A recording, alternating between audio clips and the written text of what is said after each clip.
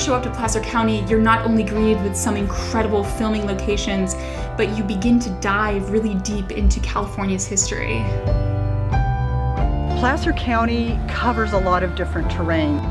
We start in the Central Valley, where it's flat, like the Midwest, and we go up into the Gold Rush country in the foothills and the Low Sierra, and as you continue east on Interstate 80, you get up to the High Sierra and Lake Tahoe. You can shoot from 90 feet to 9,000 in 90 minutes going across our county.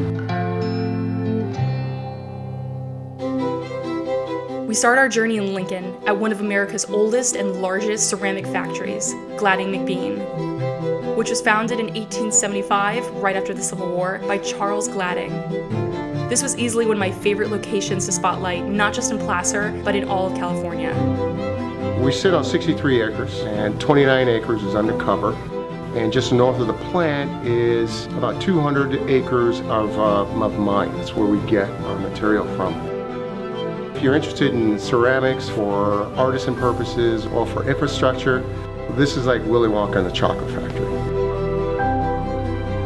The history in this country is extremely deep, very rich. You go to any major city and you look at a high-rise with terracotta on it, Gladding McBean had a part in it. If you really want to create something unique, you can create it here.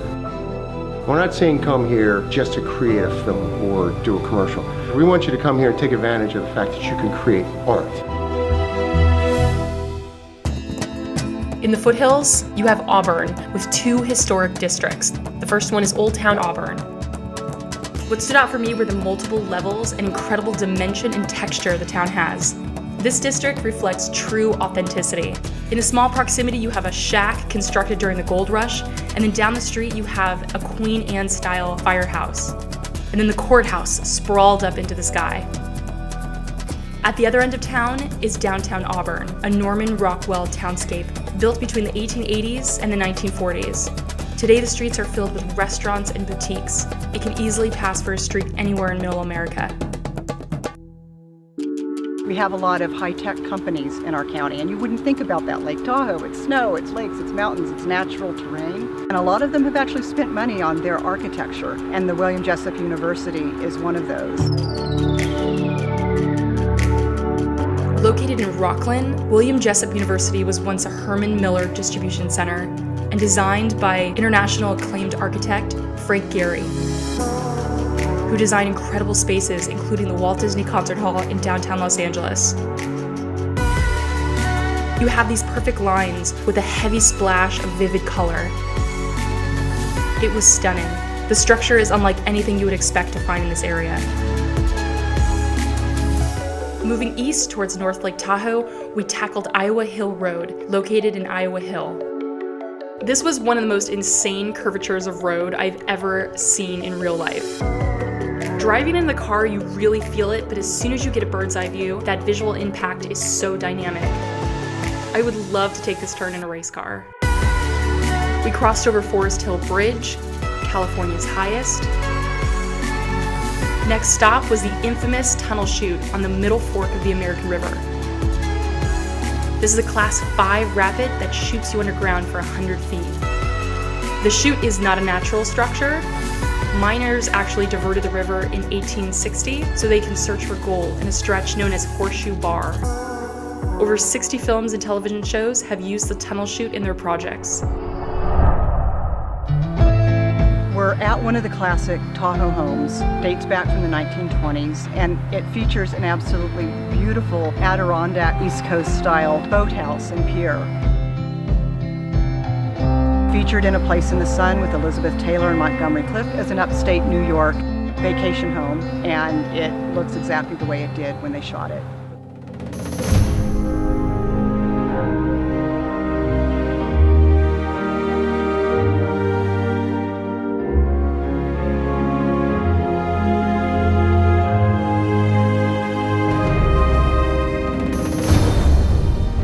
Right before we hit North Lake Tahoe, we stopped at White Wolf, a prestigious 460-acre private ski mountain in the winter, and then transformed into hiking trails, woods, and a lake in the summer. You are surrounded by the majesty of some of the state's most stunning landscapes.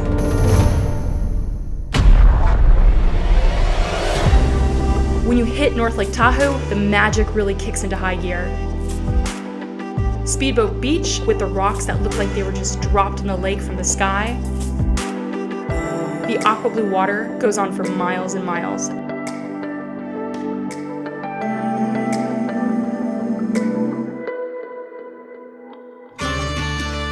We visited 3 restaurants along Lake Tahoe's shoreline in Placer County. Garwood's, which was super rugged and can pass for any eatery on any coast in the country. You have deer antlers hanging from the ceiling as a chandelier. Then you have West Shore Market, an intimate deli and store situated along the west shore of Lake Tahoe. Finally, we have Chambers Landing, which is this beautiful nod to the history of dining and adventure on Lake Tahoe, with a dock that sprawls out in every direction over the turquoise water. If a production is looking for a wide variety of locations, whether it's urban, suburban, or natural terrain, if you want a 4-season location, if you want to find locations between 90 feet to over 9,000, and you can drive to all of those within 90 minutes and stay in the same county and fly in and out at either end of that county, Placer County should be your first choice. It's really hard to put Placer County into words because it represents so much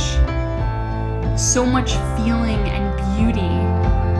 The history and diversity of this county is so profound and unique, not only to the state of California, but the rest of the country as well.